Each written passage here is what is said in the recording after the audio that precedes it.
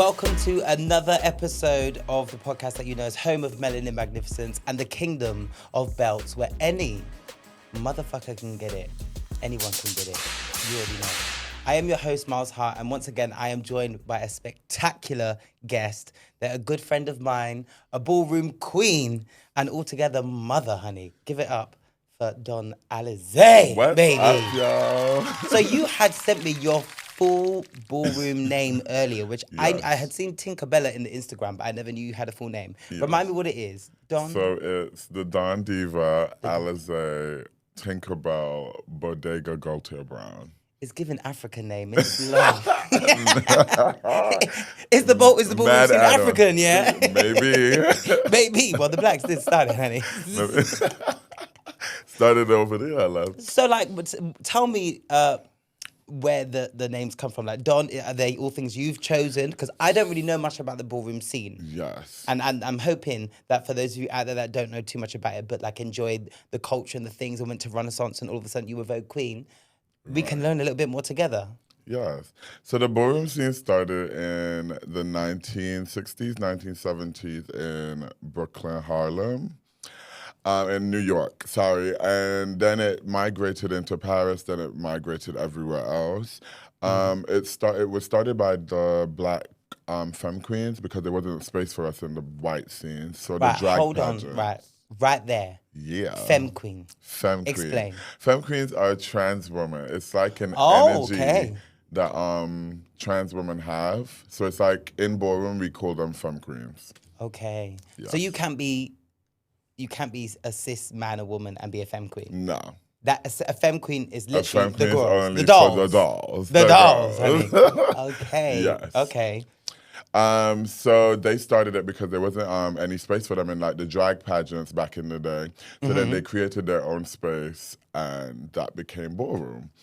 So Don Diva came from the ballroom scene. They just started calling me that for some reason. Don Diva. Before that, it was, I guess it's just because of how I perform. It's like, I always say I turn my diva on whenever I you do. I've been seeing you on Alizé. Instagram all over the world, honey. I've been seeing you turn your Diva little all the way up. right up to Paris, Germany, Italy. I've been to so many countries because of ballroom. It's actually been like a pivotal part in my life to take me everywhere, basically. So now, like, I've been to countries I've never thought I'd go to. Yeah. Like next month, I'm supposed to be going back to Poland. Mind you, Poland is like Poland. They've got a ballroom scene in Poland. I've been to Poland once. It was kind of scary. I loved it there. Alizé, you did. Everybody, you did. Did you play in the snow? It was snowing boots when I was No, but you play in the snow. As in, like. Maybe a dibble dabble. Sometimes. I ain't mad at it. We don't discriminate against the belt. Absolutely not. No. But yeah, I dibble and dabble, but not right. It's not my go-to. Yeah, because when I went, it was for a stag do, and I saw like three. Yeah, including the people I was with. I saw one person. Including the people we came with, like 5 people. So myself and like 4 others. That's the only black people I've seen there. But they were like really receptive and stuff like that. I loved it. So there's a ballroom scene out in Poland. Yes, there is a ballroom scene. Has that been there? How long has that been there? It's probably relatively new. So let's say about 4 or 5 years. Predominantly Caucasians. Yeah, absolutely. Are they eating down, or did you have to teach them? My daughter's out there. Shout out to Jala, Gaultier Brown. Yeah. She's actually eating it in her country. There's a couple others, but yeah, it's predominantly Caucasian, and yeah. Because I've also seen in I think it's China. They've got a ballroom scene in China. There's ballroom everywhere. Everywhere. Like there's ballroom in Costa Rica. There's ballroom in Brazil. Yeah. There's ballroom. Ooh, I think I would really enjoy the ballroom in Brazil. Honey. Okay. The body. Okay. The body. The Brazilian men are so fun. We can go on a whole other tangent about that. So let's get on with the rest of your name. So then Alizé came from my dad, Cartel Brown. So he's like a pivotal member in the ballroom scene. He's actually a legend now. Okay. Legend, for those who don't know, you're not just saying he's a legend. So a legend in ballroom is someone that has been dominating the category for more than 6+ years. You're known for your category. You've put in the work. You've thrown balls. Your leadership skills are great and stuff like that. So you have to have certain accolades to be deemed a legend. I don't want it now because they be giving it to everybody. Oh. So if it comes, Who are they giving it to? Too many people. Who? The thing is, Maybe I might know some names. I'm just trying to educate myself and the people. They've given it to some losers and people that actually done nothing in the scene. You can actually buy your way into legendary. You can fuck your way through to legendary. So you do what you will with that.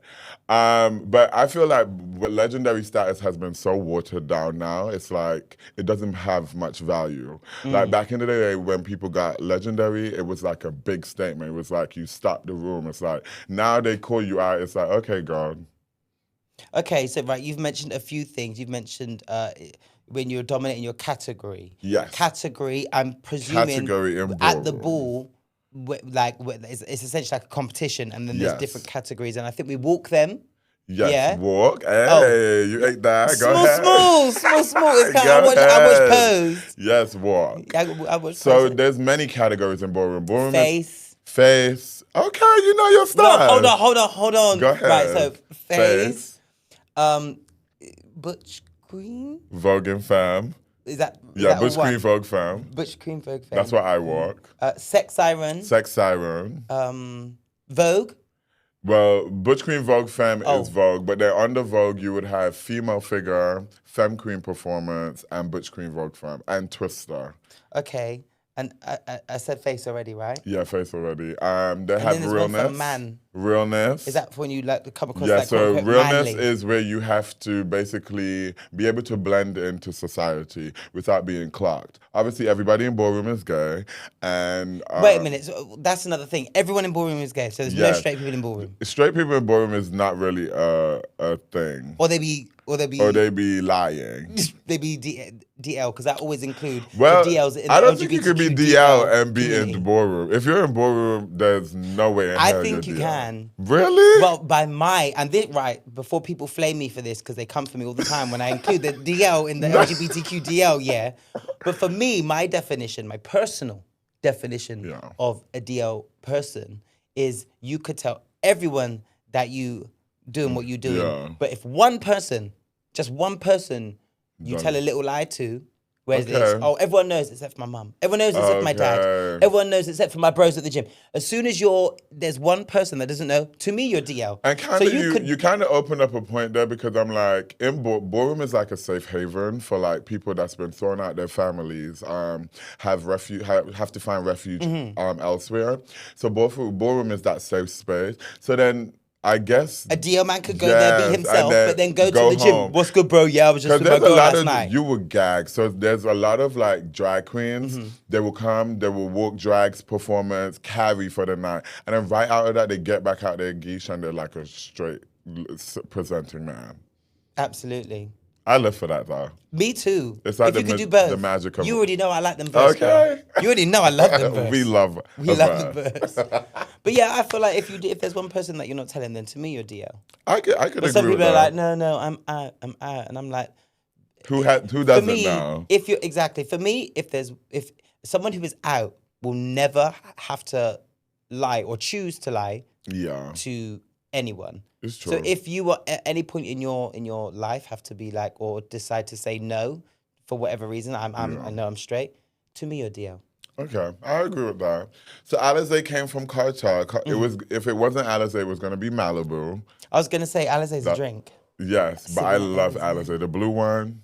I've not had that for That's literally years. how I am. So he was Let's like, get a that's bottle my this weekend. personality. It's like it creeps up on you, but you get lit, you know? Yeah. I see that. I see that. Absolutely. Alizé came from Cartel and then Tinkerbell. The way I vogue, it's like I'm always spinning, I'm always flying, I'm always like very dainty. It's like a fairy. So it was like Tinkerbell, the ballroom scene gave that to me.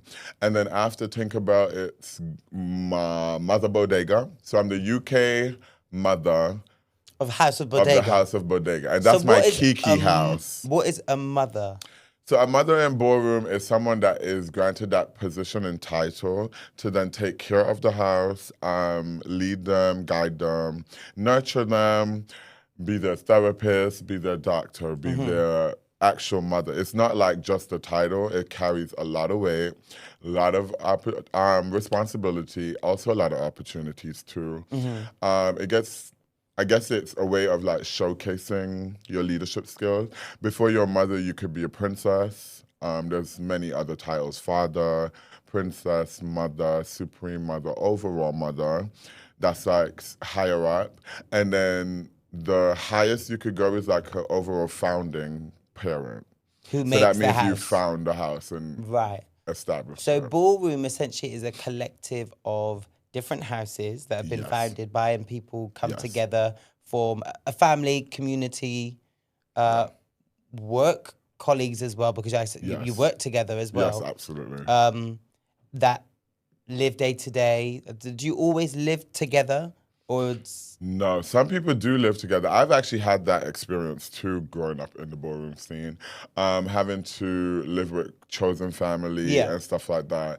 And actually, that gives you this like sense of I can sense of imagine survival belonging and skills and sense of belonging as well. Because it's like without them, I wouldn't have known how to navigate certain stuff. So I'm very like street smart. I'm also like yeah, you are. they also push you to get like education and stuff, get work, get finances and stuff like that. So it's like, it's a really good place to be. I say ballroom definitely saved my life because before ballroom, it was bad. Like I was out here stealing. What was you stealing? Child, I used to run these streets up, honey. I mean, I feel like you low-key run the streets.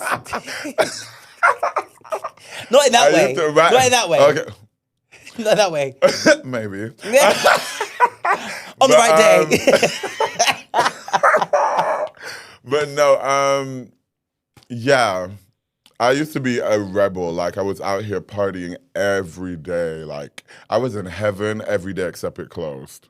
It was bad. I was like family members with the security guards. It was real bad. Yeah. But then Ballroom came, snatched me up, and I haven't turned back since. Lit. So you've been in Ballroom now for 7 years. Yeah, it's about to be 7, December 15th. To go back to when we were speaking about the categories, I think we got through all of them. Yeah. So is that? I know the purpose of Ballroom is to like provide a sense of community, coming together, like you said, a safe haven. But there is obviously this competition element to it. Now I've heard you, girl, when you've been on the phone to some of these Ballroom girls, honey, and it gets spicy. Absolutely. So would you say the competition can be just within, like, from house to house, like that rival mentality, or can it sometimes be inside the house too? It's all over. Ballroom is. It gives that sometimes. Ballroom is built on shade, so it's built on shade. Oh, I thought you said on shame. On No, shade. on shade. Oh yeah, I know that's right. Yes, because like in ballroom you have to have thick skin. Ballroom is for everyone, but it's also not for everybody. It's like you have to come in there. It's like gay Hollywood. You start from the bottom and you're working your way up to be the stardom. And then with that stardom, it's obviously going to come with like loads of bad stuff. So like negative stuff of like fights between houses. Then you have fights within houses.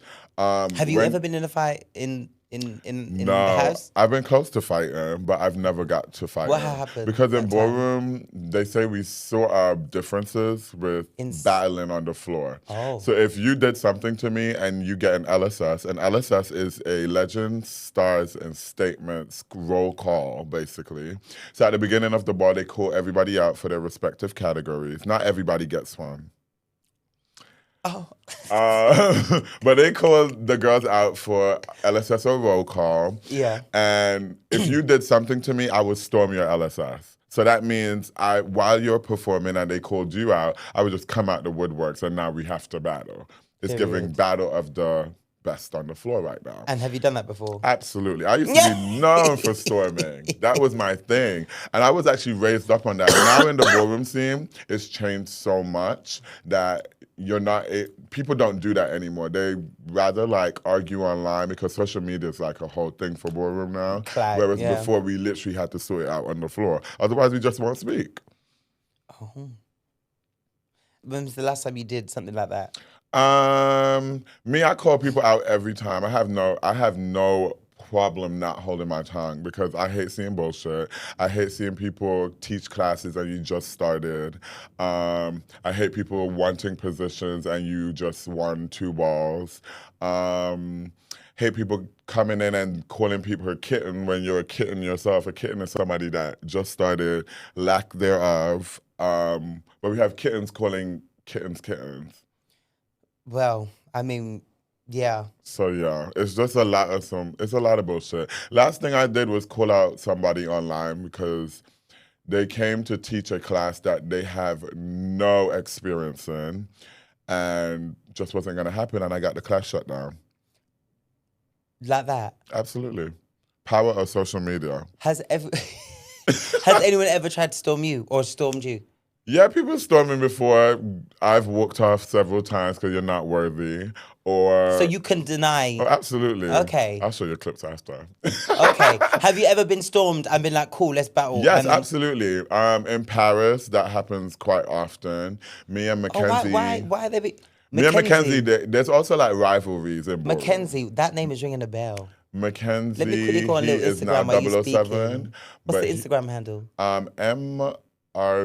MRVLO _ maybe, or MVRLO. No, I can see it. No, we'll do that. We'll do that afterwards. Yes, but Mackenzie, yes, he's like really tiny. So he got like smally kind of eye. I think so. He's a little short. I feel like, we'll little thick mama. But yeah, Mackenzie and I had like this little rivalry that ballroom creates. So if you like seeing someone battle, they start making you like, they'll call you out for LSS. So then they'll be like, you won the last bar against her, so now try and settle it kind of thing. So we've had that couple times in London and in Paris. So yeah. I don't mind a storm because I'm good at what I do. You are. Where were you last when you got that trophy? Have you posted it? You was in Sweet Dreams. Yes, Roundhouse. You ate down. I might even put a little clip up here so the people can see. You weren't meant to? I wasn't meant to, and then I just last minute, shout out to Poster Girl, they sent me that bodysuit. And I said, yeah, let's do it. Dope. Well, I've been saying to you for ages I need to come because I've not yet been to any kind of ball scene. So I can go just like as a spectator. Yes, absolutely. There's even categories for spectators. You can be best dressed spectator. So it's like they'll call out people from the audience, and whoever, if you feel like you're best dressed that night, you come up and you just show off your outfit. Don Alizé. Yeah. As a seasoned mother of the house, what categories would you say I should enter if I was to be a part of that scene?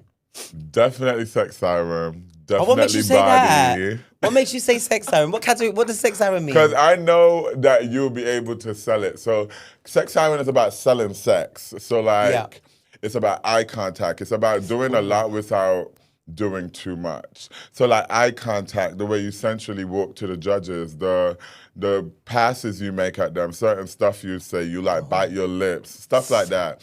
You're like oil to the gods, so you're like body. Exactly. Then they have body, so that's like showing off the physique and all of that stuff. What do you mean? What are you talking about? So exactly, like just the flexing, stuff like that. So there's like model's body, gym body, there's like cheesecake body, so that's for the thick girls with all the... I love that name. Come on, cheesecake body. Yeah. So, yeah. Maybe once or twice a year, I'm probably in that category too, because I mean, I like to eat. I love to eat too. I'll be flipping and flopping between the two. Yes.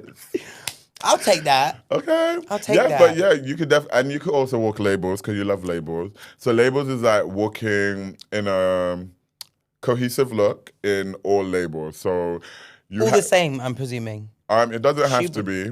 Some What people. if I prefer it to be that, or do you get marked down for that? No, that's amazing. Some people come out in full vintage Vivienne Westwood. Some people come out in custom Mugler because they're like have pulls and stuff. Yeah. Ballroom is a great place. It's like it blows my mind.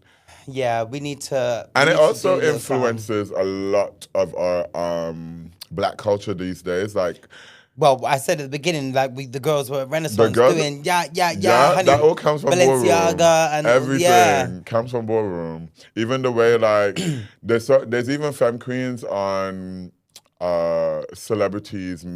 What they call it, like beauty and hair and beauty, hair and makeup.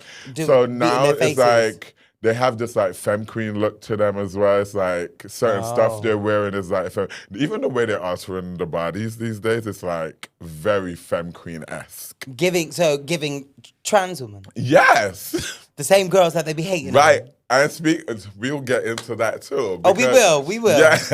We will. Yes, I have a lot to say on that one. Well, I'm glad that we had like a nice little rundown of like the ballroom scene, your journey, and you teach as well, right? You teach here in London. Teach every Thursday in Manus Studios in Finsbury Park. That's 8:30 till 10. And yeah, you can catch me there every Thursday. £12. How much is it? Okay, yeah. Oh, you're on it, yeah, £12. Yeah. £12. If you're a femme queen, I do have a guest list. But yeah. Dope. And that is here in London every Thursday. Every Thursday in London, Finsbury Park, Manus Studios. Dope. Well, I hope you guys learned a little piece about the ballroom scene, what it is, what it means, the categories, all the things, and definitely follow my guy, Don Alizé, on Instagram. I'll put his Instagram somewhere on this screen. But yeah, let's move on. Before we do so, I do want a shout out to the podcast room, especially to one of the co-founders, Jamie, who approached me a while ago because he was a fan and was like, come down. I really admire what you do, the things you talk about and things of that nature, and gave me the space to use, essentially sponsoring the episode. So please give them a follow. I'll put their Instagram here. They've actually got 3 different places where you can record now. One in Central London, one in London Bridge, and the OG one in Barnes. They're great. They're out here supporting the culture and the people. A lot of these people out there saying they want to support the cause and that they're this and they're that, and they don't want to put their money where their mouth is. And, I've got a segment on the show called Melanin, Magnificence, but not everyone melanated is magnificent. Because the last place was very much black owned and didn't want to do shit. Okay? Let's talk about it. The last place, the Cube. Yeah. Yeah. Wanted to ignore all of the emails that I was sending. Scream, support black businesses. And then, October and June and July, Pride Month, Black History Month. But when you really have an opportunity to do the work, don't want to and not even give me things for free, I'd ask for small discount. Yeah. So shout out to the podcast room and to Jamie and everyone who works here. It's beautiful in here It's too. nice. It's a lot nicer. Very cozy. It's a lot nicer. Yes, it's really nice here. Yes. Right, so I want to ask you, how has your week been? Like, what's been up with you this week? Girl, This week was great. I had just come back from Paris celebrating my birthday. Yeah. That was amazing. Went bar hopping. Then we went to the seafood place. Came back and then straight to teaching. Had a few dates. Figuring with the same person? Yes. Oh. I am seeing somebody. Oh. But taking Are you it, exclusive? Okay. I'm just checking my notes. Yes.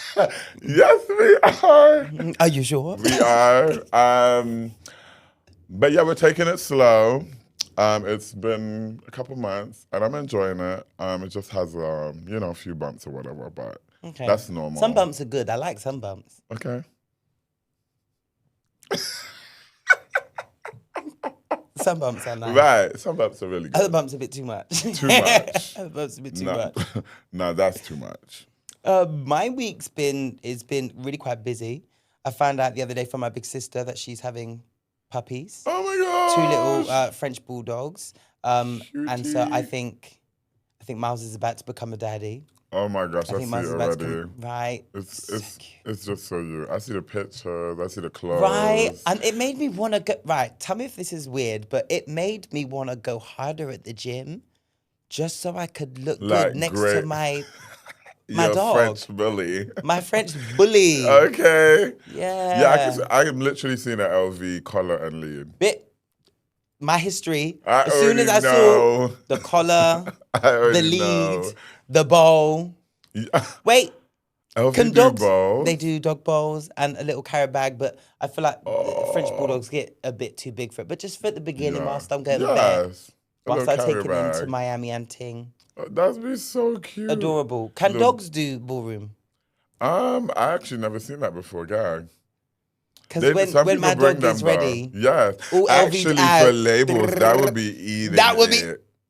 That'll yeah, be pending. eating. Ballroom That'll be scene eating it. pending. Never happened Prepare before the way, either. honey. Okay.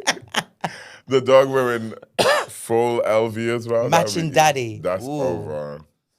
Yeah, gas for that. I can see a dog for you, definitely. I also went to Shoreditch House over the weekend, my Cute. bestie, and saw Katie B. Oh my Katie B looked gosh. exactly the same as she did 10 years ago, She 15 years ages ago. so beautifully. I didn't know the girl was DJing though. Yeah, she's a fab DJ. I had no idea. She's a good set. I think I've seen her It's a Madhouse by Mark Ashley. Okay, yeah. Yeah, Mark Ashley was there. Shout out to Mark Ashley and Dolly Sunshine. They were Yes. there. Love them too. Love them Absolutely now. killing it in the DJing scene. But yeah, I thought she was going to be performing. I wanted to see her. I keep on moving Maybe with the lights on. on. The lights. Oh, So when I that's saw, so like, nice. read my thing properly, I was like, oh, DJing. I was like, okay, cool. She should have done a little live She was set. lit. No, she was so good. Like, That's a lot of good. throwback vibes. Like, I was having fun. And like I said, she looked I love exactly the KB. same. Love Shot her a KB. little- She's one of the first artists I heard of when I first came to London. Really? Yeah. Yeah, no, she reminds me of back in the day when I was at the Brit School, 7. You went to Brit 20, School? yeah, I'm 2007. so jealous. that was a I'm good so time. jealous of everyone that went to Brit School. It was such a good time. I can't lie. I really, really enjoyed it. I can imagine it being somewhat close to what being a part of a ballroom family is like, because Yes, everyone like- is passionate about the same things and has Literally. not exactly the same walk, because no one has the Yeah. same walk, but like all, yeah. similar. Like we on the same street, just walking differently, whatnot. You know what I you mean? ate that? Oh, I You did. ate that? We on You the ate same that? street, but we walking different. Okay. But yeah, to see her, that was cute. I mentioned her in my story and was like, girl, you look so good that even though you DJ'd. She messaged me back and was like, oh, thanks. So, you know, I had to like her. run her props and invite her to come and watch me in Moulin Rouge. And Okay. she And wants then to pull come. her up here. Yeah, man. Well, no, unfortunately, Katie B can't come on the show because we are exclusively for the blacks and the brown. So, which is why I'm getting to the point where I want to start speaking to, you know, That's tea. my Shout out to you for Caucasians. that. Yeah, no, this platform is proudly exclusively POC. Hallelujah. Absolutely, because where else does? Exactly, greatness. And it might not get me far fast, but it would get me far somewhere. And it's doing its thing. Exactly, period. What else has happened? I've had self-tapes. I had my hair cut. I went to, yeah, only like a little trim. Okay. I went to this place in Brixton called Textures. They cater to curly hair because the amount of times I've been to like a regular, like either barbers or a hairdresser's thinking, oh, I'm mixed. Maybe they'll be able to just do it. you. And when it comes to they'll trim it fine, but when it gets to like the styling of it, is mad. They be It's always doing crazy. some like things to my hair, and I'm like, what are you doing? Like trying to curl it individually. I'm like, that's not. No. It was made like this. You don't have to. Right. Just Whereas pull this- out the diffuser. Yeah, they don't have it. They wouldn't have no. curl cream, anything. Whereas Textures in Brixton, shout out to my girl April. She styled me so good. I was I diffusing. think I saw the videos on your Yeah, on my Instagram, yeah. diffusing for like 25 minutes. I was hotter than a motherfucker though, 'cause she kept the towel on. So like, I was okay. sweating underneath, but the curls were popping afterwards. So if you got curly hair, head over to Brixton and let them know that I sent you, and that's Textures. And see my girl April, because she was, yeah. Shout out to them. And I use Sacred. Oh my Beyonce's hairline gosh. Sacred on my hair for the first Everyone time. is speaking about Sacred. So and I how had good used it is. before. I went to get my ends cut, and the ends were giving dead. Like we're giving deceased. It was giving the ends were Madeleine McCann, honey. It was just not at all together. And then I had put the hydrating mask on. Mm-hmm. They were like brand new. Change your... Rose from the dead. Resurrected. My gosh. ends were resurrected. I still got them cut because regardless. But Yeah. like the stuff, I put on the shampoo the other day and thought I'd made a mistake. So I put the shampoo in my hair and I was like, fuck, I've put on the conditioner. This feels too silky. Check the It's thing. the shampoo. The shampoo. No, you're making me want to grow my hair back out. Do it. Just to get some Sacred.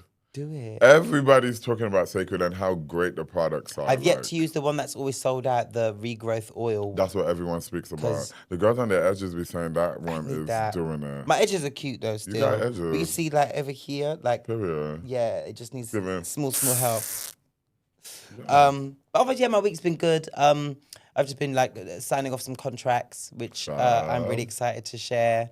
Once it's all been sorted out, Finalised. things are happening in Pride that I'm very excited about. So, you know, I get into the bag, honey. Okay. And the bag came to me. I didn't even go to them. Ooh, the bag found ya. The bag found me, babes. I love that. But yeah, Exciting. good week. This week's been good. Very chilled, very relaxing, but very busy. Yeah. Yeah. But we like busy. We love Because it. other people are out there unbusy and with names in their mouth that they shouldn't be having.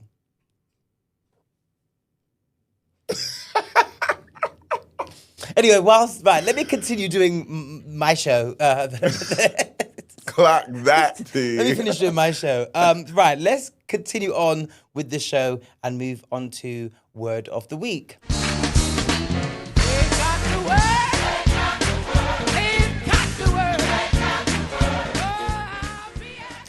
So, what is your word of the week this week? My word of the week is my favorite quote ever. Mm-hmm. It is, "No expectations lead to no disappointments." Yeah. I've stopped expecting stuff of people, especially as a Taurus. I feel putting control into someone else's hand is the scariest thing in my life. Like, Yeah. I need to know everything that's happening. Mm-hmm. I need to know. If I'm putting myself to do something, I'm going to do it because every time I seem to let somebody else, baby, yeah. Every time I let somebody else take the forward to say they're gonna do it for me. Oh yeah, don't worry, just I'm never gonna do works. this. I'm gonna help you pay off the.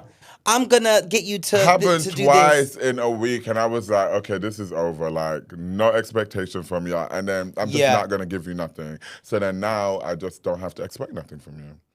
I think it's good, but I do think it's bittersweet. It is. Because I got to the point in my life where I was just depending on me, and I had expectations of no one really, because I'd been like proven wrong too many times, or I was at a place where I was expecting them to deliver at the level I deliver. And I was at a point where I didn't think, okay, let's alter what I expect of these people, because I was young and just thought if I can do it, everyone else can. But I've really learned what I can do, not everyone else can do.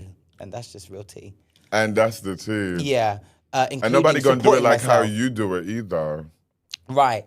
And, you know, recently I was pretty much forced by life to like undertake that ideology of no expectations leads to no disappointment. And I've gone back into this place of is all me. And the things are getting done. Like I said, I'm signing contracts. Hello. The debts are very much cleared. You know, the flights are very much booked. Hello.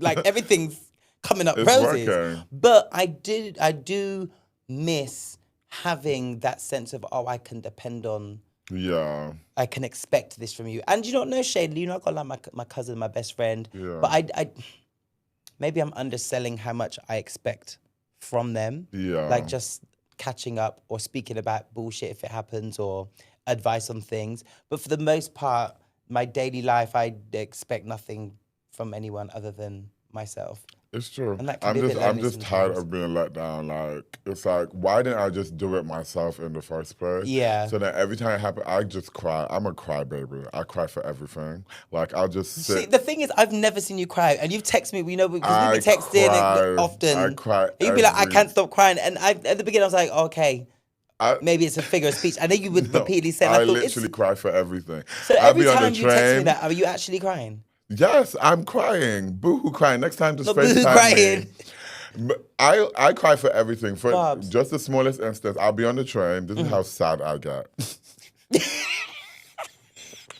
I see an old lady, and I'd be like, oh my gosh, she shouldn't be on this train. Like, someone should be helping her get from A to B. In an Uber or Like, something. and then I automatically go to, oh my God, I'm never going to see her again because she's old and she's probably going to pass by the time the next time she's on this route. And I get into this deep story and I just start crying on the train.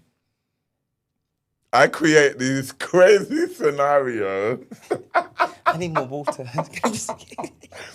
I create these crazy scenarios and then just get really sad. Oh, It's really bad, but I cry for everything. My chart is a Taurus, Cancer, Leo, so I'm a bit of a all over the place. I think mine was Scorpio, Sagittarius, Scorpio. You. I think so. We've had this discussion before. But that's tea, actually. Yeah. So, I definitely think that expect. No expectations, no disappointment.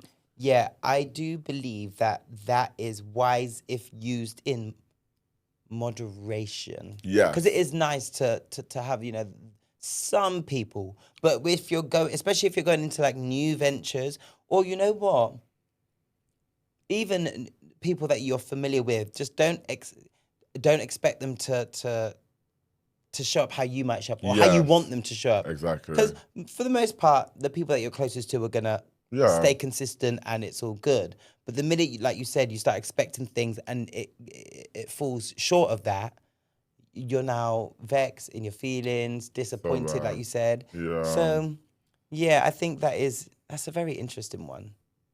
That's a very interesting one, but definitely a good insurance policy. You ain't ever going to be disappointed if you're not expecting You can't shit. be, and then also you can't be upset with nobody but yourself.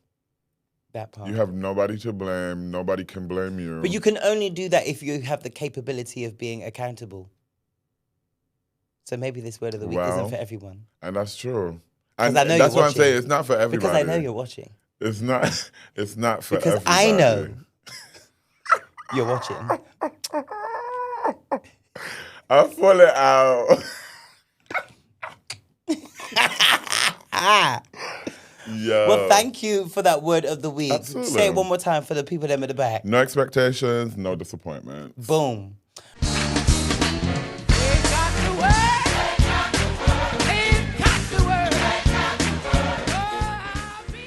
Right, let's head on straight into the next segment, that is a Melanin Magnificence. Who does your Melanin Magnificence go to? My Melanin Magnificence would go to... it would go to my best friend and model and creative director, Transracial, also known as T Money. Yeah, you can follow her at Transracial on Instagram. She's a model. She's really doing amazing. She's not put her foot down since she started, and she's like slowly becoming a household name. For modeling? Yes, she's like one of the best faces to ever come out of the UK. I just can't wait for more recognition for her. Yeah. But she's doing a great job, and she's also been creative for creative directing for Kai Collective recently. So she's been helping them with their new content and stuff like that, and it's been super good, and she's really enjoying it. So yeah, I just want to shout her out and tell her, like, keep going, love you down, and can't wait to see what the future brings for you. And Fashion Week's coming up, so get my girl outside. I've never been to that, but I want to go.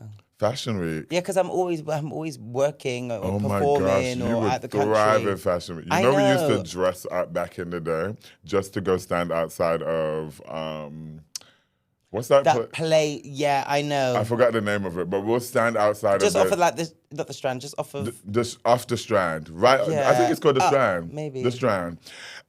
We used to stand outside the Strand because we know the paparazzi used They to come and there. take So pictures. me and my friends used to like get all our gears ready and have 3 days of looks just to go there and get papped. This year, let's do it. Absolutely. Before my show. I'm always down. Lit. Well, my Melanin Magnificence this week goes out to a fellow Nigerian. Oh, dear. Yeah, a woman by the name of Princess Opeyemi Bright. Oh, I know who she is. Period. Princess Opeyemi Bright. Shout out to her. She became the UK's youngest mayor at 29 years old. Now the pictures. She looks She ate them up. stunning. Honey. Stunning. Pour it up. Stunning. I'm so happy for her. Stellar. Oh, that woman's eating it. If this was a category in ballroom, what would it be? This would be. She's a cisgender, so I wasn't about to say realness, Oh, but yeah, no. she's already real. She's a woman. Okay. She's like cisgender woman, so. But maybe best dressed. Best dress. Yes. Okay, well, so she at 29 became the youngest mayor in the UK, taking up the role in Barking and Dagenham. She's made history while stepping into a role her mother once held. So I don't think it was like straight Okay. away, but her mother was also the mayor. But yeah, she was born in the UK to Nigerian parents and first elected as councillor at 22 and has spent the last 7 years working to represent her local community. Bright says her priorities are focused on giving young people a voice, strengthening community pride, and creating more spaces where people feel seen and supported. That's so fab. big up, Princess. Shout out to you, You did your big Princess. one, and the hair is laid, No girl. shade, and that beat is beaten. Right. I know that council or the where do mayors stay? Where do they reside? What is it called? They got it. I don't even know. Well, all I know is that house. I don't even know. Lord, I don't know, but that wherever you are residing as mayor, ain't never seen a beat and a wig like that. Okay, honey. Ever. Black excellence. Black excellence, honey. Melanin magnificence goes to you. Shout out to you, Princess. So let's get into some things. It's time for Myles Measure. I don't know where to start because there is so much I feel happening like social media right and now. pop culture has been haywire. Right. Let's kick off with like this LGBTQ DL shit, right? Okay. So let's start with STIs in the community, Okay. right? So I had read literally today that there is a vaccine coming to the UK this August for gonorrhea. You take it and I think you can't get gonorrhea again, or at least the higher strength gonorrheas that are apparently mutants to I was reading that on the way here. yeah. But it did make me think, like, I've not seen any, like, news about, we're working on a vaccine to cure it. It just popped out It of just nowhere. popped up. It made me feel like, have you guys been able to do this from from the jump? Because also over the That's last couple of true. years, it has been skyrocketing the amount of people that are getting this infection. Yeah. Regardless, it's a huge step forward. Yeah. I too will be taking that. Absolutely. It's available to Better be everyone. safe than sorry, honey. Absolutely. But I'm just worried that people are gonna be stigmatizing this STI Around the vaccine. Yeah, I feel like people won't like speak about it. Sometimes we saw Tamar Braxton. Yep. She made it, and this is a cisgendered heterosexual woman to my knowledge, and she spoke about being on PrEP, and like she was like almost like received backlash and was told, oh, you should keep that private. But it's like, No. why? They're like, oh, that's your business. Like being sexually aware and sexually sensible, especially if you're single and, you know, having a healthy sex life, it shouldn't be shamed. I feel like that brings in, there's too much shame around sex still to this day. And there's no reason for it, like, at all. Like, everybody's having sex. It's okay. Just do it safely. Some people aren't. Some people are celibate, and some people don't want to have sex with some people. That's great for them. It's great for them. Everyone's got their reasons. Yeah. Me, however, I'm a will turn up. be getting the vaccine. I Taking my absolutely prep. will be getting the vaccine. Yeah. People are also scared of vaccines too, though. I'm terrified of And needles. what happened to Doxy Prep? Well, I've heard about this. Obviously, I was out of the streets for the longest of times. Yeah. And even though I'm not out here like acting crazy, like you never Yeah. know. Like I'm like protective of my shit, but also Yes. I need to stay ready All the time. so I don't have to get ready. Hello. But yeah, I've heard about doxyprep, and apparently you take it like I think it's up to 3 days before you've had any unprotected sex, and Yes. it like stops you from getting. I think it's gonorrhea. Chlamydia, Chlamydia. gonorrhea, and Those girls. Another one. Syphilis. Yeah. That's it. But they're all available from your. Doxyprep isn't available to get for free. I think that you. I think it's on pay its way for. though. That'd be cute. They're trying to put it on the NHS. That would be very cute. But for now, I was told that if you go to your GP and say that you're going on hollybobs to somewhere where malaria's at, they give you that. Oh. Cheat code. Okay. T. So speaking of STIs, are you watching BBC Three's I Kissed a Boy? No, I gave up after the first season. I don't like how they depict gays on that. How do they depict the gays on that? I feel like even the casting is very much a bit weird. Why so? They cast a certain black boy, because even one of my friends was approached for that show, and who? Can't give his name out. We can bleep it out. I'll bleep it out. Uh-uh. I'll bleep it out on my nanny. Oh my god! Nah. On my mama. Well, my mama.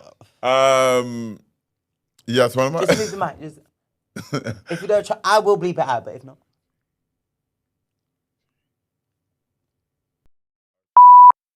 I don't think you know him.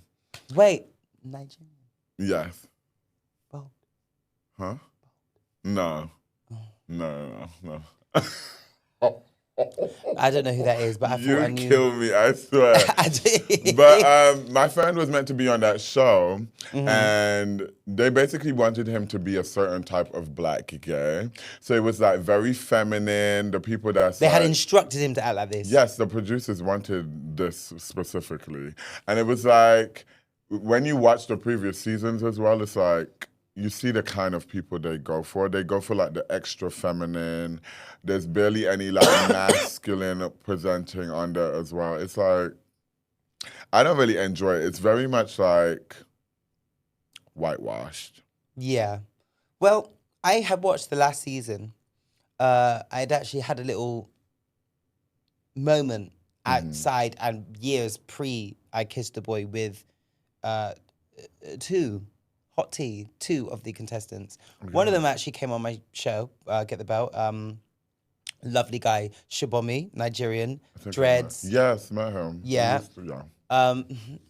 No, I've met him at several. We used to. We used to be at the same events, like TikTok and stuff. We did. No shade, babes. It's a small pool. Well. It's a small pool. The pool is small. But he's lovely, and you have to love him down, I'm sure. Yeah, I wouldn't say he's overly femme, but he's definitely charismatic. Yeah. And then there was another mixed boy on there. I can't remember. And then there was a dark skinned boy. He was quite femme. I can't remember his name. He didn't come on the show. I forgot his name, but he had like shaved, shaved cut. But I get what you mean. They're lacking trade. Yes. They're lacking trade. I feel like they need... And this year too, because I'm watching it this year. They need more DEI on their team. Gag, not I Kissed a Boy needing more DEI. Yes, they do, because it's just giving old fashioned. It's not giving with the time. It's not giving people we see every day. It's like, and there's not a variety see these girls of people in like heaven and stuff. We want people we're seeing in also like everywhere. Yeah. Like, there's all types of gays. There's just not like one. Do you think that is because they are already taking a risk? It's very much the UK's first ever gay dating show, and so to have it all at the forefront straight away? Do you think they're like, okay, right, let's slowly do it? Like they're in season 2. I personally think that the cast is still very much like it was last year. So Lack there's been no thereof. development there. I would love to help them with their casting because I know some Right. some Just real get nice some pieces people of on there trade. to help you with casting. Also get you to help with like the whole vibe of the show. It needs like a more of an oomph. It's like it's very flat. And the like drama based stuff is like it's giving scripted. I was It's told by a cast member last year when it was on that they were getting told off for like just lying out and like yeah, enjoying, they and they were like, want you "Come to on, we need be more." But I feel like there needs to be more of I guess it's a television, structure. right? Yeah, I But don't like the fact that they just kiss on the first episode. I'm How not do doing that? that. Like, Like, no. and I can't And remember if what the I don't answer kiss you, I'm was. going home. Like, what? Okay. Yeah. What? Like for the first episode, like you've not met this, allegedly not met this person, and I think you can go back to one of my old episode of Get the Belt with Shibomi, Yeah. and listen to it. I think he does answer whether they saw the person before or not, or like if they Yeah. were able to pick or Okay. give their like types, and then they backstage would like sort out the matches, and you just had to walk up and kiss them regardless. But that's not something I could get I'm down not with, into that. and I'm not too sure how it. I get the shock value for selling the show, Yeah. but I don't like the story, the bigger picture for the community It doesn't look of real. being like, oh, they're just gays and they'll just It's kiss like they see us first. in one way. Even like on sex education on I ain't watched that show. even that they had the black boy black just had femme, to too be that's the reason why I extra turned that shit off. feminine makeup I and turned that shit off. I said, it's no, not too that. much. It's not way that too all the much. time. Yeah, absolutely not. So I just don't like that stigma they always try to put in, like, especially British gay shows and stuff like that. The black gay just always has to be extra feminine. It's not always that. Yeah, I know some. I know some I know a few. that you will be I would gagging to find Hello? out the things they will do to another man's derriere, honey.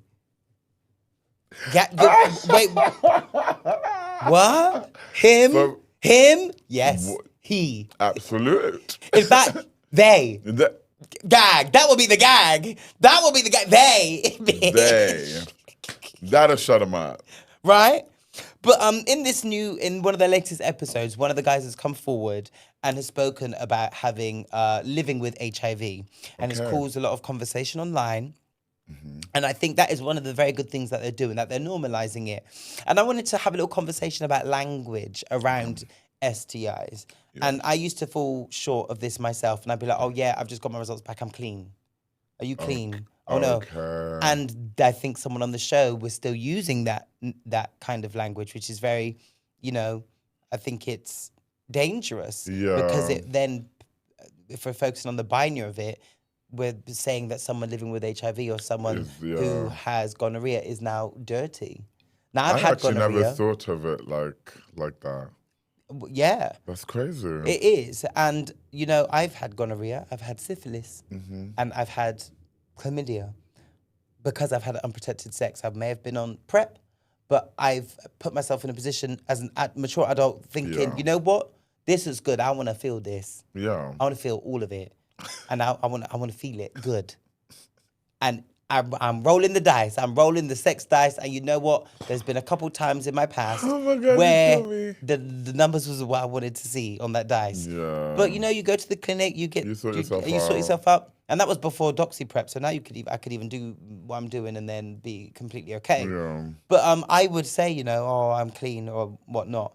And especially when it comes to HIV, I just think the whole community needs to be A bit more more advanced nice, yeah. on how and mindful of how they're speaking about these things. Language is actually very important because even the way you just broke that down, I never thought of it like that. It was more so like, I don't even say that, but I always hear people say, oh, I'm clean. Oh, I just went to this, blah, blah, blah. I'm like, well, what you talking about? Because I might have had X, Y, and Z last week, but I'm very clean. I shower more than a lot of these.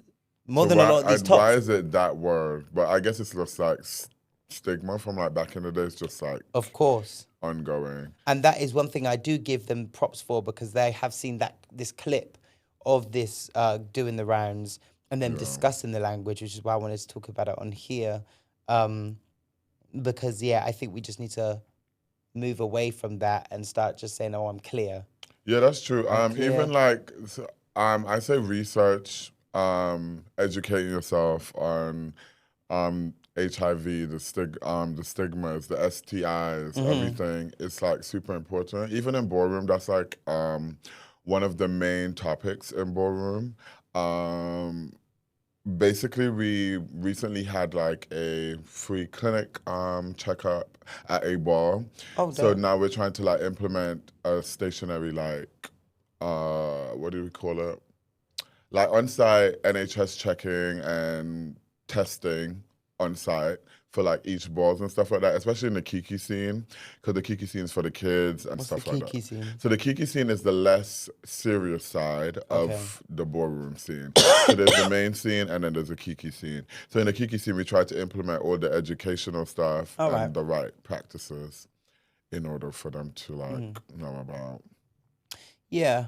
I think the definitely think conversation's important. having that conversation is so important, especially in a community that was previously known and still to some extent a community that is known falsely, I think, for STIs such as HIV. When results have shown, and I've said before on this podcast, that most recent studies show that it's actually heterosexuals that are out here and they worry with about more us.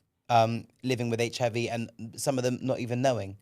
Whereas because of the fear that we've all had, growing up in a place where you'll be called a fag with fucking HIV, you're like terrified that if you have sex, I'm just going to get it. So we are already, for the most on part, the edge. we're like on the edge at the clinic doing our things from a place of fear. But I feel like we've grown to be more aware of our sexual health now, not from a place of fear, but just like it's become norm. Yeah. It's become almost part of Practice. the gay culture, I Yeah, would say, to be honest. taking care of yourself, which is why our numbers have dropped and the straights have gone through the roof. Check that. While we're speaking about sex, I'm sex positive. Are you? Let's say I'm sex positive. Yeah. I've noticed that a lot of people aren't, and a lot of people actually in the gay community aren't.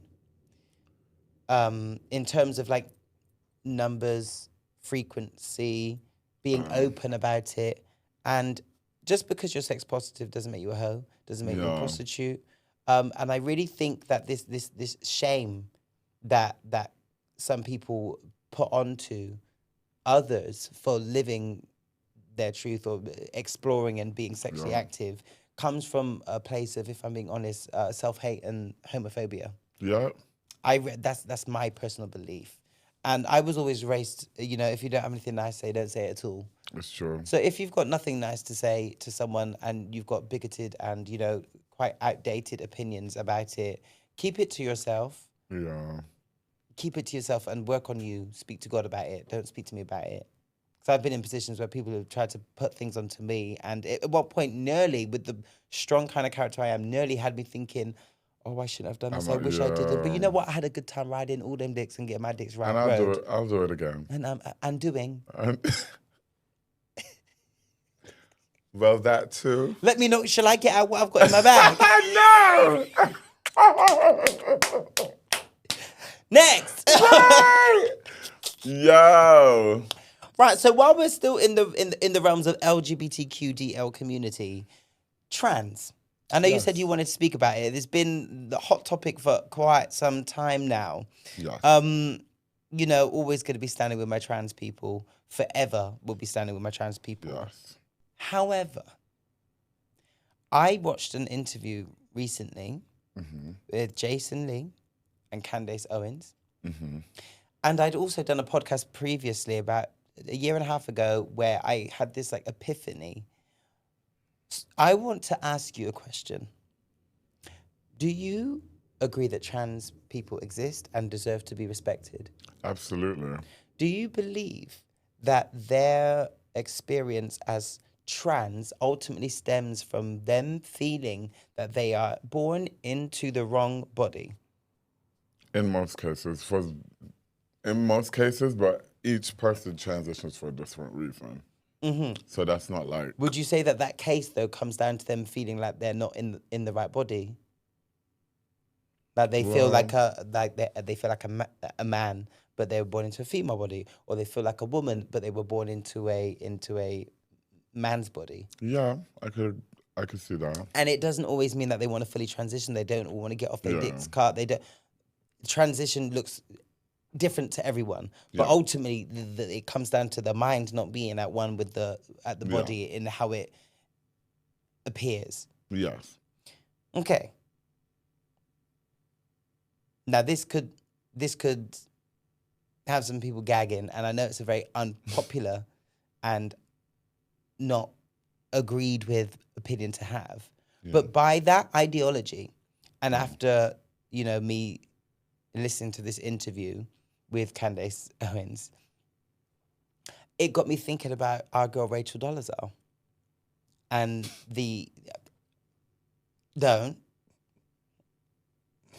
with the issue of the trans race. Because when that first came out, I had a whole episode. I said, fuck that crazy bitch. What the fuck you mean? I said, you was born white, you're gonna die white, no matter how much skin tint you use, no matter if you got a bust-me-down wig, no matter if you get the lip fillers, the fat ass, you is a white woman. I don't care how many procedures you have, Rachel Dolezal, you are a white woman and we will die one. And then, the more research I did into transgender people, and the more, I guess you could say, activism, or the more I spoke about the issues that they were facing, the opposition to that, opposing these transgender people, sounded exactly the same as what I was doing to our girl Becky, Rachel Dolezal. The people that were, the transphobia was coming from people that were saying, no matter how many cosmetic surgeries you get, you will never be a woman. That's the same argument I had. No matter what, you will never be a woman. You've not had that experience. You don't have a uterus. You are now passing as a woman. You're taking women's jobs, but you was born a man. The patriarchy, And that's what the transphobia sounded like. That was the transphobic rhetoric out there. And that was exactly the same rhetoric I had for my girl Rachel Dolezal. And it made me think ideologically, well, who are me to say that, to agree with someone saying that you are in a completely different body with different chromosomes, like men and women, completely different, like the genetically different.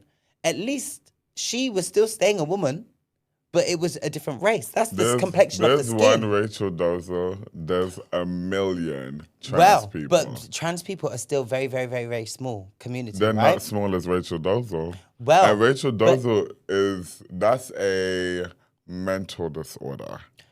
This is where it was getting confusing for me. Now, this isn't we listen, we don't, I'll be judging sometimes, but like, this is a conversation we're having, and it's something I'm very much still exploring. But Candace also said, like, one of the definitions of a mental... Owen is also a bigoted, like, she can be, but there are things that she was making sense, and I respect a black woman that can stand on business, whether I agree with her or not, because there's so much I disagree with. I disagree with her.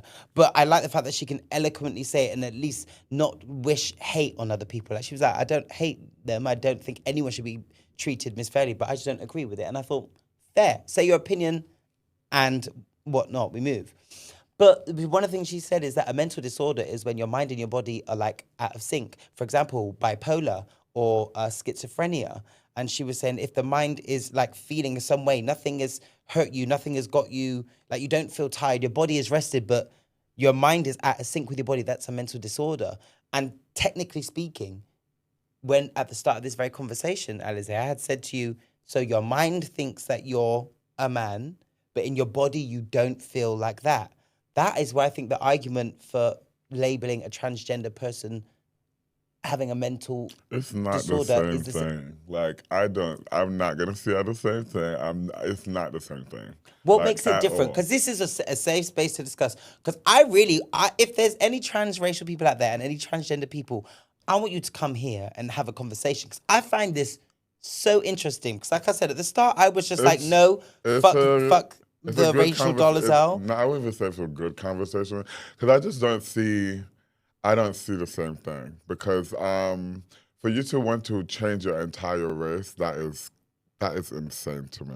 But that is exactly what a transphobic person would say. That's what No, Candace Owens would say. She'd be like, "You want to be a whole woman and So you what a man? about That's people? crazy." So what about people that are born with both parts? What do you say then? Well, I say this Because whole that's why we have mixed race people because we have a black and white parent, which makes a mixed race person. and you could be born with both parts too, right? Like you were saying, and then they ultimately make the decision and go, "Oh, do you know what? I identify more with this, or I identify more with that," or they go, "You know But what? then that's not I even fucks your with choice. both of it." And then that's also a likelihood of transness too. Like being a hermaphrodite, I think the word is. That's also part of being trans. The Yeah. trans umbrella. So at that But point, you doesn't also trans don't. represent a change? Yeah. But the people that were born like that's not trans. They were just they're just cisgendered hermaphrodites. I think that's the word. Because they've not like T.S. Madison. Shout out to T.S. Madison. I love you, but she got the titties put there Yeah.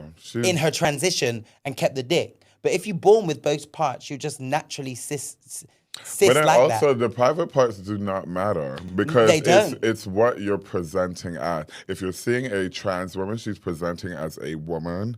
She should be using she, her pronoun. You But don't there know are what's also- between her legs, so that shouldn't even matter. 100%. And there are also Whereas trans Rachel women and women. Rachel Dozo is going as far as door knocker earring, Yeah. tans every week. Yeah. You're now sleeping with black men so you can have black children and carry black names. That's insanity. Well, in the same way she be taking the sunbeds, I know trans women that be taking hormones to make sure they've always had like Yes, this. but hormones is the only thing that is like the one They be thing they getting have their to boobs take. done. You don't need to They have. be going to plastic surgeon to No, get the these cute, are also shave down the additives. These are shaving additives. down the Adam's apple. A This is transphobic person. additives. These are additives. You But do isn't her not tan need an additive? You do not need cosmetic surgery to be trans. You don't. Moans alone gives you don't. titties, so you don't even need to have cosmetic surgery. To be clockable. Because you could be a whole trans woman. I could be sat here right now.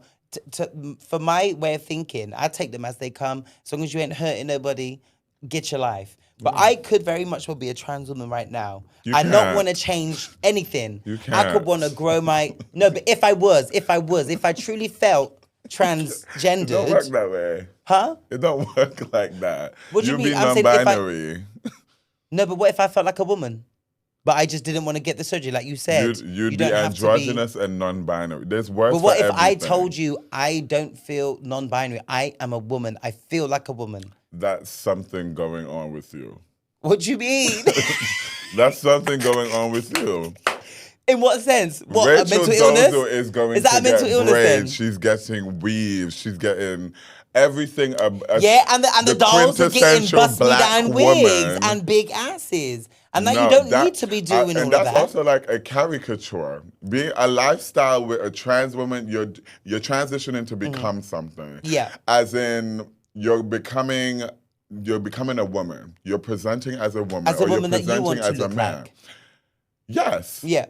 Because women all look different. But- Because there be exactly. cisgendered women that And be that's on the that's what I receiving was end just of about to say. transphobia. Because they Cisgender got wide women- shoulders, but they just There's work some out. cisgender women that apparently look trans. Because They get present attacked in masculine. the bathrooms now because now y'all are calling them trans women because you don't even know what trans looks like. And Because it doesn't have a women look. women look all different, which is what brings me back to what you said. What if I wanted to identify as a woman? You can't, and or I look you'll like be this? identifying as the couch you're sitting on. You can't do that because we all know you're not a couch. I know, but what if I'm telling you You're hypothetically? masculine presenting. Yeah, but some You're- women are masculine presenting. Unless you're telling me I would like my pronouns to be she Yeah. and her, you're now non-binary. Because you're Hold on, going against hold your on. binary. Yeah. Wait. So if I wanted, so hold on. So do you believe that a cisgendered man at any point could open up and say to the people around them, I've been holding this in, but I feel like a woman? Do you believe that's possible? In what context? That is so broad. Are you It going to is. start taking hormones? Are you saying it depends? HRT is the first step of like. But would you say it depends on you? Because the question I asked you was, do you accept that from that man? And your question was, are you going to start taking hormones? Would that change whether you accepted that man or not? Like if I said yes, I'm going to start taking hormones, would you be like, okay, you're a woman? Or if I said no, I'm not, No, but I am a woman, would you be like, oh well, no, you're not? No, if you're going to start. I'm gagged. I'm fascinated by this. I'm so fascinated. If you're gonna come out and say, I feel like a woman, I feel trans. Man, I feel like a woman. Yeah, But if you're gonna come out and say, I feel like a Bruce woman. did. Like Bruce did. Bruce Jenner later on said, bitch, I'm Caitlyn. Shout out to her. Mess. Oh my God. I can't. Rachel Dolezal is crazy. Leave trans women alone. Trans people as a whole are not your problem. This goes to the government. This goes to you transphobes. This goes to people that... But you're being transphobic by saying transracial isn't a thing. So you're saying just protect the transgenders, but not the trans anything else. Yes, if that's how you're taking it, take it that way. But is that not how it is? No. But transracial, transgender... Rachel Dolezal created that term. I'm not buying it. Did she really? Because Yeah, I haven't done my research. This is a conversation I would have. Because someone said to me, have you ever met a transracial person? I thought, well, you know what? Rachel Dolezal is racist. Let's start there. Oh? Let's start there. I don't know the girl like that. She is racist. I just know that she was a white woman. Now she's out here living as a black woman. She's a racist. Oh, I didn't know that. Playing a caricature of a quintessential black woman. I'm sick of her. And transphobia. Maybe she could get the belt today. Transgender phobic people would say what you said, but about the dolls. They're playing caricatures of women. Trans people been here before, and they're gonna be here forever. 100%. But speaking back to the transracial part, one of the people that I've spoken to about this said, well, have you ever met a transracial person? And I said, no, I'd never heard of it until I heard about Rachel Dolezal. That's why she went viral. And again, my first thing was, no, fuck you, you're crazy. But then I thought back to growing up. And when I went to the Brit School, Croydon, South London, and I was around so many white people that slicked their hair, wore the earrings, wore the baby fat, would get the sunbeds. At lunchtime, was chilling with the black people, speaking like those how are the girls black you invite to the people- cookout. Speaking like the black people would, eating the black people food on their way home by themselves. That mask never came off. It would stay on. They were listening to the dance hall. They were listening to the Afro beats. The only, bear with me. The only next thing that because we've all heard of the term wigger, right? Yeah. We've all heard of that term wigger, right? A white person that wants to be black. Which is, I don't know, we might have, for me, the next step would have been for them to just say, bitch, I'm black. I identify as it. Because, I mean, we're cutting our eyes, but I feel like that's a really similar walk. Hear me out now, Alizé. Because it's a discussion. I'm not saying this is gospel. I do not agree. But I've seen friends of mine that are transgender women now, and I support them on that journey 100%. As long as no one's out here hurting anyone, I support everyone, all of my community. I've seen men start to act more feminine, enjoy being around the girls, doing what the girls were doing, and gradually started to dress like them in the same way these people I spoke about in my school were slicking and dressing and wearing the clothes. I've seen men do that. And over the years, I'm seeing on the Instagram, they would post, they're becoming more and more feminine. Until one day, they said, bitch, I'm a girl. Man, I feel like a woman. And now their pronouns are she, her. I think we live in a world where this transgender as a phenomenon is in everyone's faces, whether you're in the LGBTQ DL community or not. And I feel like it's great. It's amazing because it's allowed so many more people to stand in their transness. Yeah. We've not had that with the whole transracial issue yet. But if it was to become a thing, how many of the wiggers that you know who we give the side eye to, do you think would be like, do you know what? Fuck it. I feel black. Or vice versa, black to white. It's never gonna be real. Well, we never know. Unless you could go and change your skin color. Which you can. Michael Jackson. I've spoken about so many. Deficiency. He had a skin. You know when someone was bleaching or changing the skin color. Well, we've seen bleaching. Well, we've seen it. Look at what's his name in the dance hall scene. He bleached his skin when I went to prison. Just come out. So many black people been bleaching their skin to gain proximity to whiteness, and white people been out here blackfishing. Like it's a real thing, but it just hasn't got to the level of a full transition. And the only bitch bad enough to do it. You're not bad. Let me let you know, Rachel Dozy, you're not bad. And you're not black while I'm here. I think it's such an interesting conversation. I see what the conversation is. Because ideologically, I can never say this word, but ideology. It needs to make sense and be consistent. And unfortunately, I found myself in a position while supporting the transgender community saying, I'm riding for you because you think and you feel this way on the inside and want to be it on the outside. You want to live as such and be addressed as such. I stand with you while you're doing that without trying to hurt anyone. So why then should I now go, oh, you can change your whole gender and your da-da-da-da, but you can't change X, Y, and Z. That's when I was like, oh, I'm at a bit of a crossroads because I'm allowing it for them, but for some reason I'm not allowing it for that person. And is it because of the reason why cisgender women say, oh, you're not a woman because they're a woman? Am I now looking at Rachel going, oh, no, you can't do that because of my blackness? I don't know. I had to sit with myself and be like, what are my actual reasons for being like, that doesn't make sense? Because I was where you're at. I said, that's crazy. And I had to ask myself. Rachel is crazy. And it shouldn't. And why are we always trying to relate transness to something or like compare transness to something? It's always like, can't trans people just be trans people? They can, but they're transgender. Yeah. Transgender and then transracial. I'm sure there's a transsexual as well, because sexual is different to gender. Trans race is not the same as transgender. It's just not. It's not, but the word that brings them all together is trans. That's because that's the only word that you could put before that. Yeah, because it's But it's trans. not the same thing.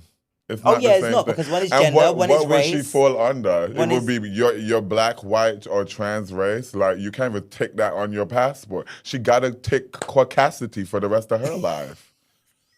So I'm tired of that. And just leave trans people alone. Give Rachel Dozy and trans race the belt. Right, we got to keep it moving because we've only got half an hour left. But, right, the Diddy case. I've been dipping in and out of it. I know that as it stands, Cassie has given a testimony and saying that she was swallowing pee, when she was drugged, she didn't want to do it, but she could take it back. Lots and lots have happened. Dawn Richard spoke, gave testimony. She was on the stand yesterday. Yeah, and I think, did Audrey yet? Or Aubrey? No, Audrey's Audrey O'Day's been telling us about Diddy for nearly her whole career. Yeah, she's been alluding to it on Twitter for years. She's been trying to tell us, and everybody said, oh, shut up, Audrey. Now, Miss Aubrey O'Day. Yeah. But what is the latest? I know you be up to date. So I listened to the update with Dawn Richards. They were talking about the incident. I guess the subpoena's trying to like build that case of he's basically crazy, and the racketeering. That Diddy's crazy. Yeah. So he can get off with insanity. No, that's another question that came up today as well. They were basically trying to say if he was to claim sociopath or narcissism, would that be liable for him to get off or easier way for him to get off? Because they were talking to Dawn Richards about this incident when Cassie was cooking and her and Kalima was there and Diddy didn't like, allegedly, Diddy didn't like how she was cooking, or it took too long, and then he attacked her, and then they witnessed that. That's abuse, you know. Yeah. Doing something small like that, like what was she probably chopped her onion wrong and then went in and whooped. Yeah, that's crazy. That's real abuse. So then they got into all that's of that. That's real abuse. No, that's real abuse. That's real abuse. Go on, please. No, because No, because I can't. But yes, watch the news. Watch and the news and educate see what is yourself. actually happening and No, educate sure. yourself. But yeah, go forth. So yeah, they were basically talking about Dawn to like get her side of the story about many incidents. There was another time they had a festival involved allegedly that Cassie and all of them went to, and he beat Cassie up so bad backstage that Dawn and them went to like coincide with her and help her. And then they had to go on stage literally right after. That's why they were wearing sunglasses and all this kind of stuff. And then there was pictures as well. So yeah, I guess that we're now in week 2. Yeah. So it's really sad. I have been seeing people responding to Yeah, Cassie. they're not giving Cassie a great time, No, which is really they're crazy. not. And I think that's crazy. It's crazy. I think people don't remember, like, being in that kind of situation, it's very easy to say, oh, leave, or leave, or leave. Mm-hmm. Like, she probably didn't even go in there with the same intentions that she ended up leaving with. And then she probably realized. He was drugging her. Yeah. She was depending. She probably just wasn't. She was a drug addict at this point, and she admitted it. So she was on all these different drugs, which he had complete control over. So it was manipulation. Yeah. It was pure control, coercion, alcohol, drugs, finances, and let's not forget he tied her into a 10-album deal. Had her release one, and then that was it. So even contractually, she had to stay. Like a lot was at place to then forget all of that and just be like, well, she stayed to get famous, bro. No. She would have been famous either way. She was so beautiful. Shout out to and talented. The songs are bops. I've been waiting for you to answer your call. I know No, big up Cassie. Give her the grace. And it's black men that's doing it, online, chatting shit. And it's really pissing me off. That's what I mean. DDG. All melanin isn't magnificent. Sky Jackson's boyfriend is now with a restraining order. I don't know what's going on. I don't know. It's crazy. Message is protect our black women, please. Yeah, protect your black women, your black trans women, your trans men, black men, and just have more compassion. That's what I need our community to have. More compassion and more fucking sense. And think, use your brain, no. They don't think. Half of you, man, are missing out your fucking... Like, you've got kids and you're missing your kid's 3rd birthday, this and that, not sending cards or text messages. Crazy. Just because you're addicted to watching football. Crazy. So how you think Cassie gonna make the right decision? You as a whole black man, a whole father, are not making the right decision just because you're into football that deep. She's literally addicted to strong substances, alcohol, financially dependent. But you're cussing her out. Meanwhile, you're addicted to football match. Late getting home to your wife. Late getting home to the kids. They couldn't be her husband. Sitting in that courtroom. I'm sorry you don't have the maturity, the mental intellect. You don't have the reach. Like, obviously you wouldn't understand because she would never even date someone like you. So that's why you'll never get it. That part. And it's just that your mental intellect is just really stupid. Your IQ level is really low. Really low. So I wouldn't even understand. I wouldn't expect the kind of men saying that kind of stuff to even be able to spell the word coercion, let alone know what it means. Right. Even more further of I don't know what it is with men finding it so easy to disrespect women because they don't disrespect each other like that. Save that energy for the man. It's because they're gay. Have you seen the other clip that went viral about how men don't like women? Yes, they only like them for the sexual things. And even then, sometimes I'm like, do you? I believe that. Because they be seeking validation from some of these boys. men be jealous of you women too. They're jealous. Men get jealous of women. Certain stuff a woman is so powerful. They could do anything.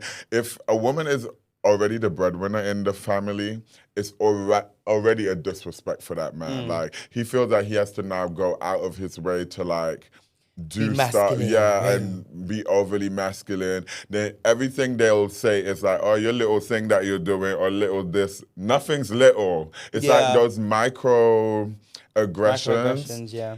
So it's just a lot. Like, ugh, leave women alone. Like, I don't get it. Facts. I don't get it. So I had seen something else with this guy called David Geffen, an 82-year-old white man. Oh my gosh. Who was married to this 20-something-year-old, light-skinned, David. fine man. Now, they were married for 2 years, and this billionaire David has since divorced his husband, soon-to-be ex-husband, with no prenup. David, I got a shoulder you could cry on. I have a front or a back that you could utilize.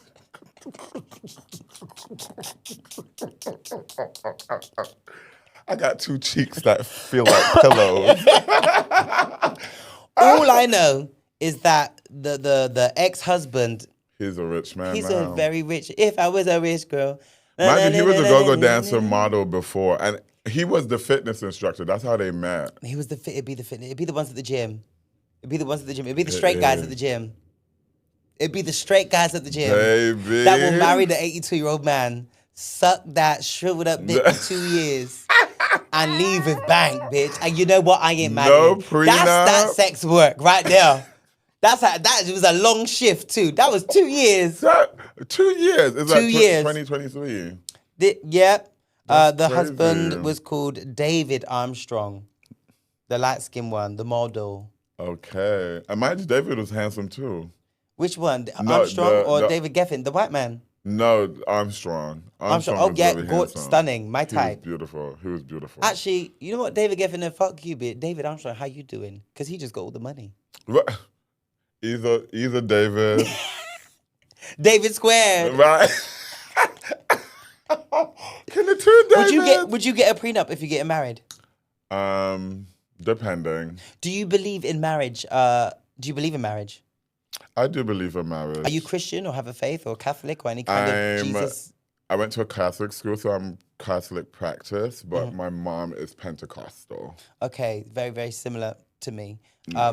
I've got my own qualms with the Bible and the things because, you know, it is the book that enslaved black people and encouraged that.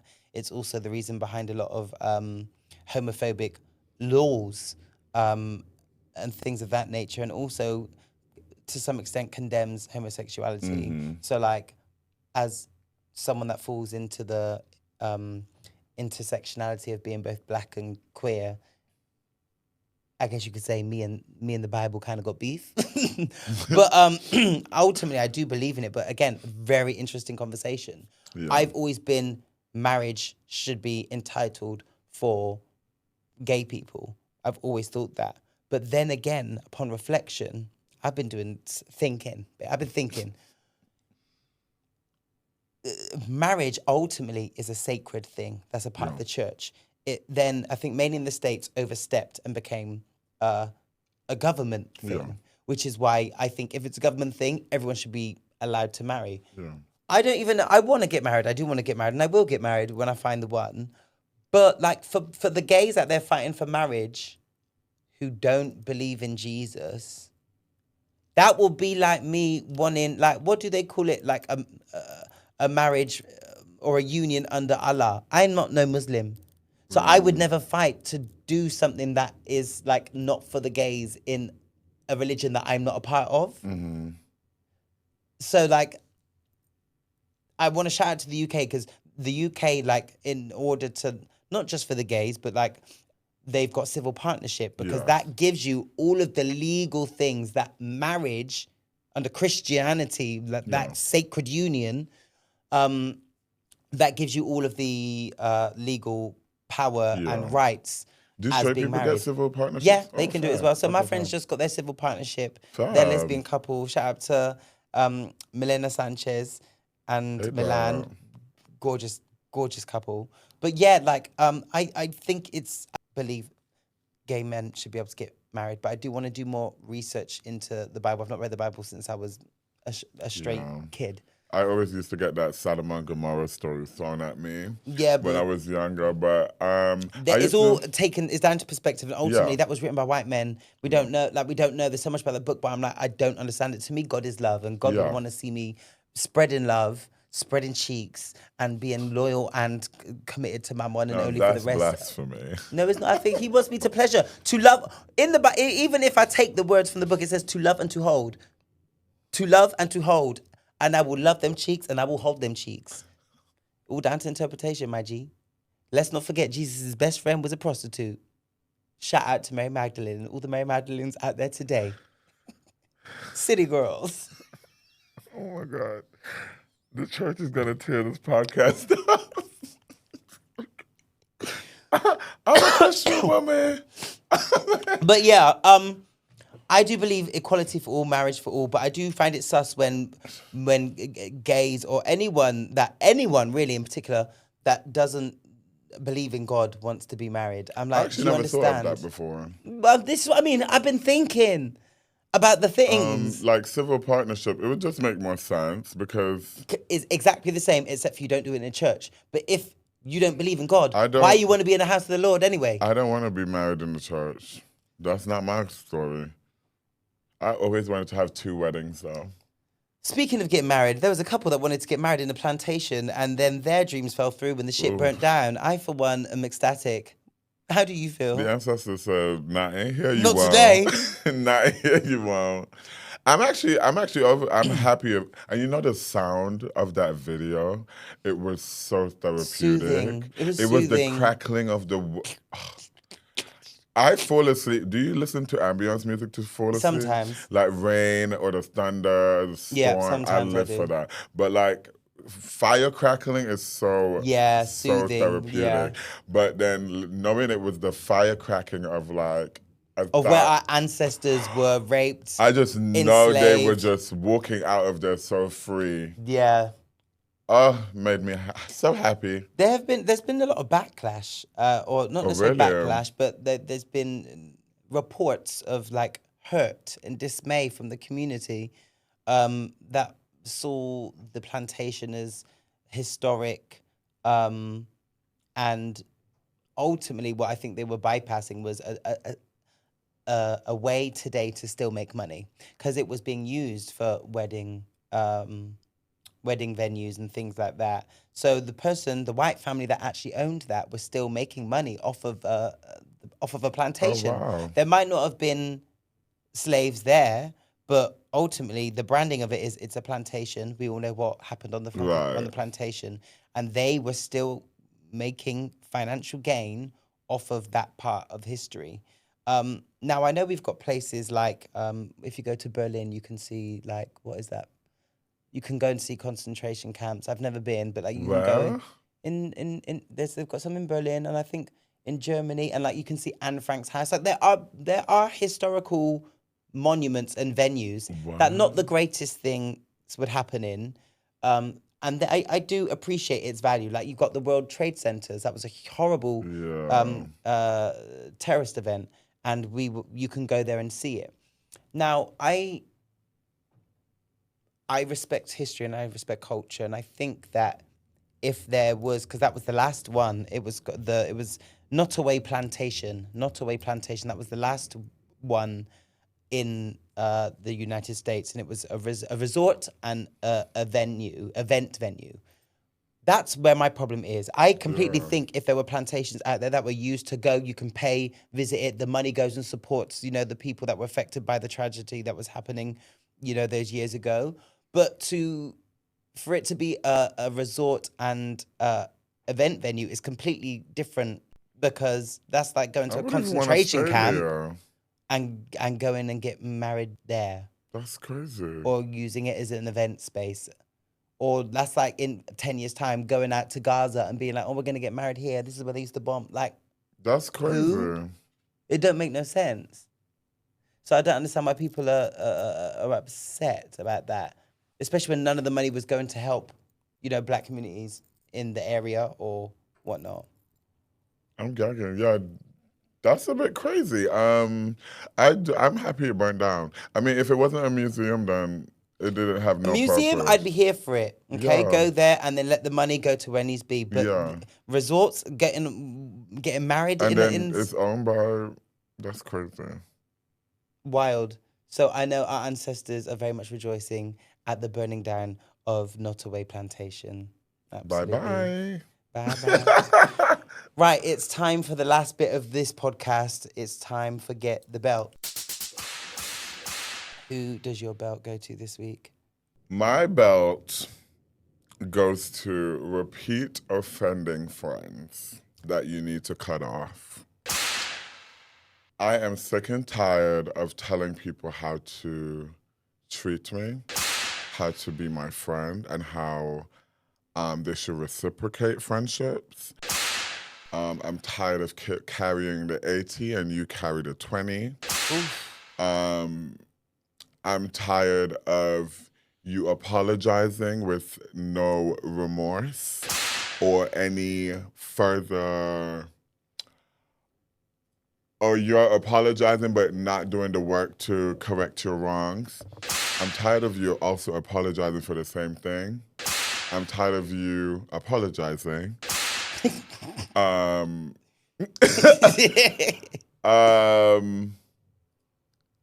Start treating people how they treat you. Then everybody will be fine. That would be a fair game. Yeah, I'm just tired of the repeat offending friends. Time to grab that scissors and cut them off. What happened? So there's been this repeating offending friend. I will never give her the light of day because now she's like, I'm sick of her. Yeah.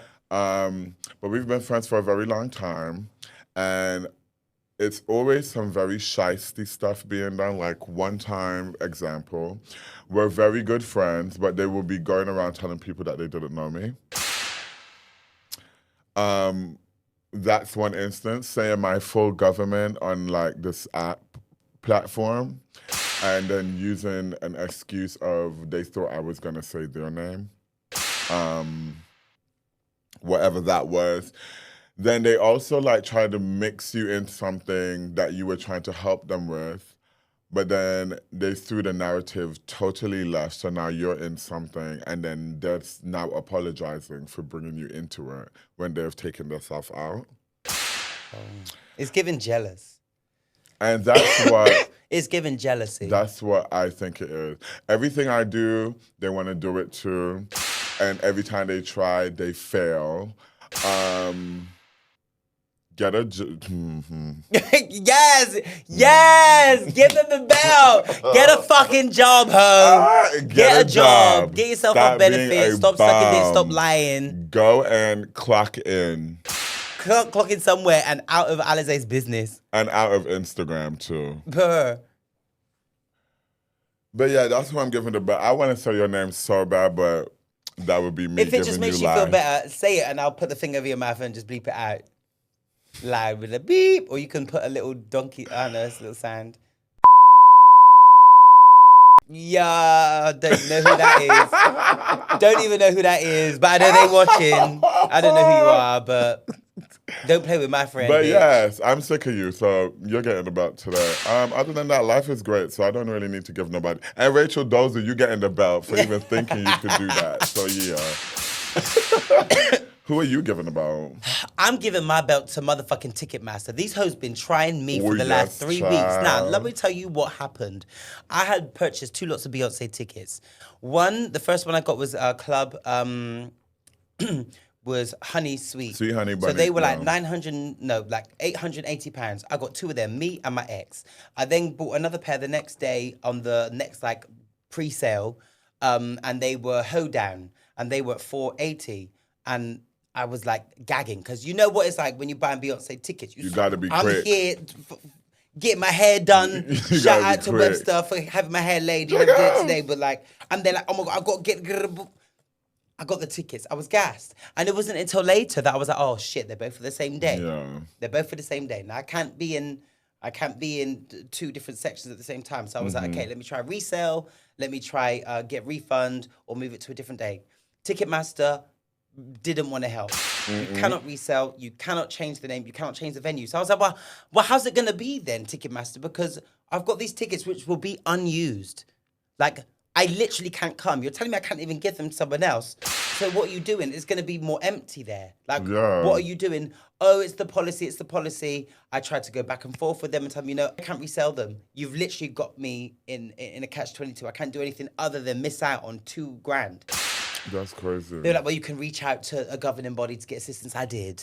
So I reached out to STAR, this governing body that helped me, or help people just deal with ticketing issues. I gave them all the evidence, said, you know what, it was a complete error. I didn't mean to buy two for the same day. Like, who does that? Especially if I know I can't resell or I can't go from one area to the next. And like, once you're in a section at the Beyonce concert, Cowboy Carter, you're there and that's it. So they ended up giving me a refund, and I requested specifically, please, can I get the refund for Club Hodan? Because I've got other friends in that area.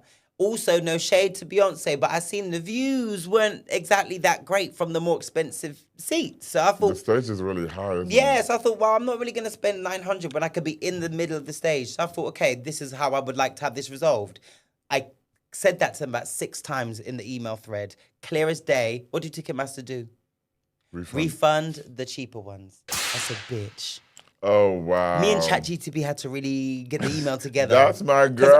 That's my girl too, bitch. Love her. Absolutely. So after another email, they finally said, oh, well, we've managed to refund you them. Here you go. I said, well, that wasn't why I clearly said to you, I don't want to have these tickets because I never told them, I'm single now. I can find someone else to come with, but finding someone else that will be willing to pay £880 is hard out there. Slim chances. It's hard. So I was like, can I please, I'm not even asking for all of the refunds and just be left with one ticket. I'll happily try and find someone to get the other one. But give me the ones that I told you and instructed you to do. They were like, nothing we can do. I said, well, you said that last time. You said no refunds and you gave me a refund after I got them involved. So I had to go back to Star, now back and forth with Star. They're like, well, you need to now speak to the promoters. So I've spoken to VIP Nation and they actually emailed me back and say, you know what? We're glad to help you out with this. But they said, unfortunately, because Ticketmaster have already refunded you the tickets, we won't be able to transfer you to another part of the stage, or another part of the concert, which is sold out. But we will speak to them and we'll let you know. So I messaged Ticketmaster straight away and said, right, exactly what I thought was going to happen has happened. They are happy to give me a refund, but they're saying it's tricky now because you went against what I said and refunded the cheaper tickets. Ticketmaster, how? Ticketmaster can absolutely suck my golden dick from the back. Every single one of you motherfuckers that have ever been in one of the long email threads, you all get the belt. I need you. I know your genitalia stinks. I know you don't wash. I know you're also bitter and mad because whatever allowance that you're on from Ticketmaster, then you get paid at the end of each month. I know it doesn't allow you to even purchase one of the tickets that I had purchased, the 4 that I purchased. So I know you're bitter already, but don't be bitter. Do better. All of you get the belt. The fact that you're out here trying to say I'm doing goodwill gesture when you know you're putting me in a worse financial situation makes no fucking sense. You're all rotten. You're all delulu. And I know that's why you don't have a phone line to call, because if I was to really get on the phone with you and lyrics you the way I was lyricsing you in the emails, there'd be tears. There'd be actual tears at the end of your shift. So yeah, Ticketmaster, please stop being absolute cunts. Please stop trying to just make more money, because it's given that you purposely refunded the cheaper ones, because then when I went to try, if I was to then resell these, because I think they're gonna grant resale, I'm now seeing that they're releasing the Sweet Honey Pit tickets that were first $880 for £250. So even if you now go, oh, well, we can let you resell them, who in their pussy clout right mind is going to buy a £800 ticket when underneath you can get one for $250? Someone like you probably, because you're broke. That's why. And that's why you're mad and that's why you're uncooperative. Ticketmaster, count your days. So yeah, Ticketmaster, suck my dick from the back, and you can tell your father to bend over and grab his ankles while I spit on his dusty hole and show him what's what. Ticketmaster, fuck you. Yo, you tore them up. I'm not having it. And I will be at that concert, and I will be sat where I need to be sat, and I will get the refund because I've already spoken to my American Express people under Section 75, and I could get a whole refund for the whole of that shit under being misled. And I've been misled because you said I couldn't get no refund, I couldn't get no change, I couldn't do this. That then happened. You also said that this is the price of the ticket. Later on, that price changed. You're misleading me. You absolute fucking. Everyone goons. always complains about them too. Fuck, I can't take it. I can't take it. Master. Well, that has been it for this week's episode of Get the Bell. I like the conversations that we had, especially. I know people might try to eat me up, but this is a safe space to grow. It's not where I give necessarily facts. We do bring facts to the table sometimes, but it's a place to have open and honest conversations about things within our communities, be it black, race, the LGBTQ DL, and yes, the DL is very much involved. Because I know you'll be at Dean Street Express getting that gonorrhea treatment, just like me, bitch. See you there. But that conversation about the transracial thing, I think it's something that we should definitely have, and I think it does to some extent deserve the grace that all conversation should have. Because I'm still torn. So you're gonna have Rachel Dozel and if the bitch will come, if she will. She'll be the first trans. I'm gonna have my girlfriends wait for her in the parking lot. Oh, well, thanks again so much to Kembe for giving us your gems about the ballroom scene, for giving your opinions, for sharing a bit of you with us and with the Get the Belt audience. And hopefully it'll come on again. It'll be fun. Yes, absolutely. I loved it here. Thank you for having me. Trapline blings on everything. Guys, thank you so much for listening to this week's episode. Make sure you tune in next week, 'cause I've got some more news and another special guest. Make sure you subscribe to the show, share it on all your social medias, and get involved. What have you thought about the talks today? What have you learned? What are you vexed by? What are you happy about? Let's have a conversation. So I have been Myles Hart, and you've been listening to the podcast that is known as Home of Melanin, Magnificence, and Kingdom of Belts, where any motherfucker can get it, just like you, Ticketmaster, with your dirty stinking self. Have a great week, and I'll see you next week. Bye.